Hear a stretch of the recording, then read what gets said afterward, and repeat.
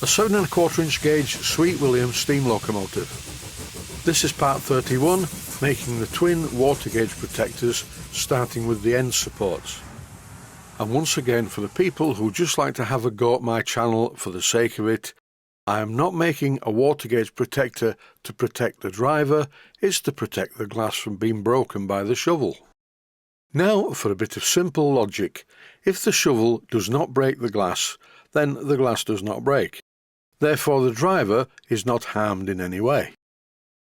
In all my experience of running model steam locomotives over quite a lot of years, I've broken a few gauge glasses, but always by clobbering them with the shovel.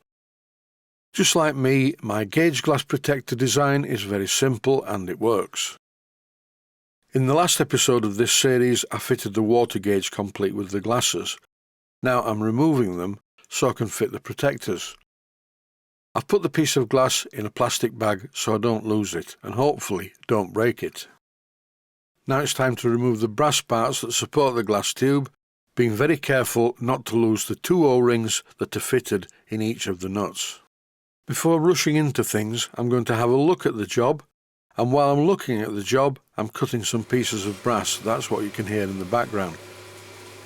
A while ago, a good friend of mine gave me some pieces of brass bar, and these are a bit big for the job, so I'll have to machine them down in the milling machine.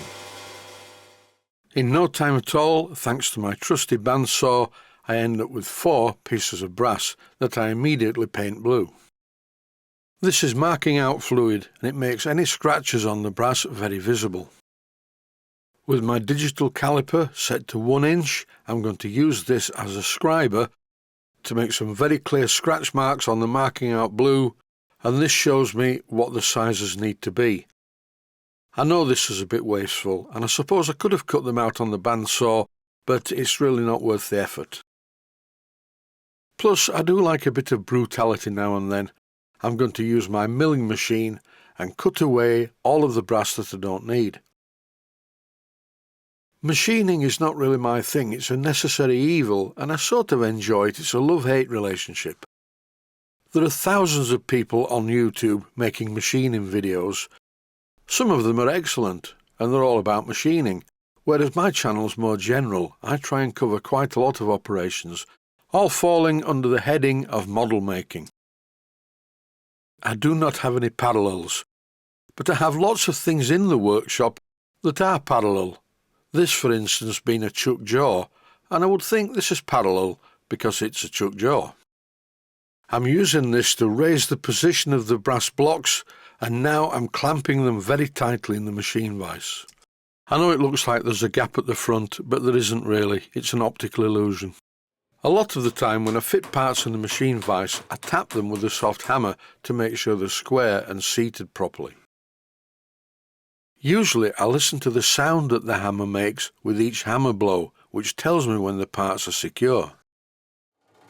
For this job I would normally use an end mill, but in this case this isn't an end mill, it's a slot drill, and it's a 3/4 inch diameter slot drill, so it's a fairly heavy duty piece of equipment. I wouldn't use a slot drill like this if I was working with steel. Steel is much harder than brass, so I would be asking for trouble. In order to get through this sequence in a reasonable time, because it's not exactly fast, the video is running much faster than normal. In fact, here it's running at 20 times normal speed. You will notice that I'm taking quite severe cuts for such a small milling machine. This is a Nairok milling machine, and the word Nairok is Korean spelt backwards, so I can only guess that it was made in Korea. It's not particularly well finished, but over the years it really has done a lot of work. I've made a lot of things on this old milling machine. And what's more important is, it still works. There's no comparison between this milling machine and something like a Bridgeport, and I really would like one of those if I was a better engineer. But as I largely make tutorials for beginners and intermediate, I feel it would be unfair to say, look at me with my Bridgeport milling machine, making the jobs look easy. At the end of the day, I've just made 4 brass blocks that all are 1 inch square, and I'm confirming this with my digital caliper. Now I need to drill a hole of the right size in every one of these brass blocks.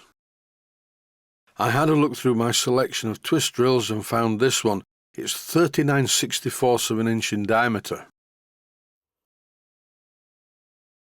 Here I'm just checking the diameter with my caliper. When I compare this size with the diameter of the two brass nuts that hold the glass in place, it would appear to be the same size as the parallel part of the nuts, but I would think it's probably metric. As it's already taken some time to machine the brass parts square, I'm fairly keen not to drill the holes the wrong size in the brass blocks, so I'm doing a test on a piece of scrap. And here you can see that one of the nuts that holds the gauge glass in place is a really good fit in the hole I've just drilled in this piece of scrap. It's not a tight fit, I don't need it to be tight, and it's not slack either. And now, without the aid of a safety net, I'm drilling the brass blocks, first of all with a centre drill, and I'm using my 4-jaw self-centering chuck, which is fitted to my Smart & Brown lathe. A very useful tool this is. It will hold round bar and square bar very securely. For hexagon bar, I would use the 3-jaw chuck, usually in my Boxford lathe. I'm using the large self-centering 4-jaw chuck in the Smart & Brown lathe just for speed.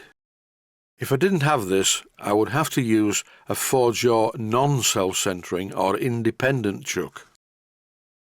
After drilling the hole through the centre of the block, I cleaned up the burrs and the outer edges using my belt sander. Then I repeated the process for the other 3 blocks, and now all 4 blocks fit on the nuts as I wanted them to do. They do of course need thinning out, they're far too thick, but it's a good starting point. I need to remove about 1/3 of the thickness from these brass blocks. Here, to give you some idea, I'm using a scriber to make a mark on the inner part so you can see how much has to go. I'll finish the machining of the blocks in the next episode, as well as drilling 4 holes in each block to support the protector bars.